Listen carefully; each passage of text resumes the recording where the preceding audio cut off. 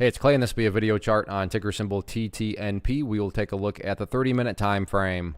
Real quick, what do I mean by 30-minute in case maybe you're new to charts? Instead of each one of these candlesticks here representing 1 day's worth of price action, which is what you would normally see, each one represents 30 minutes. So while this here may look like several days worth of time, it's actually today's price action broken down into 30-minute time slices.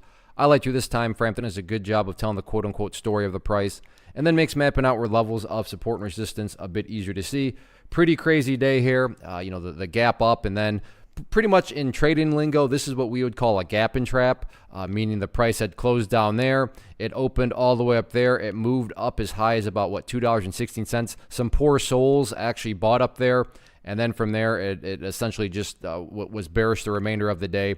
Although the bulls did finally kind of reveal themselves.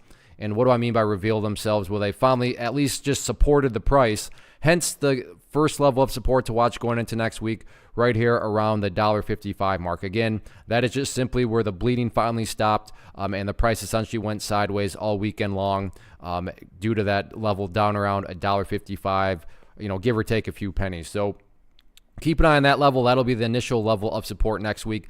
In the event the price does not hold above $1.55 and breaks down through there, the next key level to watch will be that purple line, the 50-period moving average. Right now, that level is valued at $1.36. However, moving average, so that value will move and change as next week goes on. So just keep that in mind. It's not like it's going to stay at $1.36, but as of right now, that is the current value of it. Now, in the event this is some sort of bottom of the pullback and the price starts to head back upwards, let's talk about a couple areas of resistance.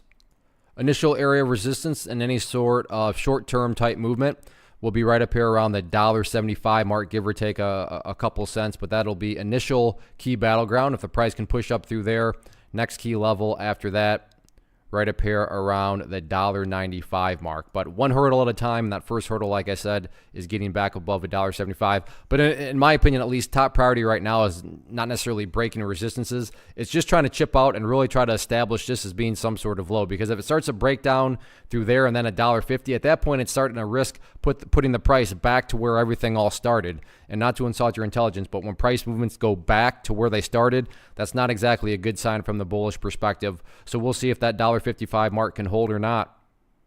One of the biggest questions that I get is, hey Clay, how do you find the stocks that you trade? So what I've done is put together a free resource guide where I talk about the tools that I use to locate stocks that I find interesting and think may have potential. So if that sounds like something that could add value to you as a trader, then click on the image that is up on the screen right now and I will email you the guide. The guide itself is very short and to the point, and best part, it's completely free. Thanks for watching the video. Let me know if you have any questions.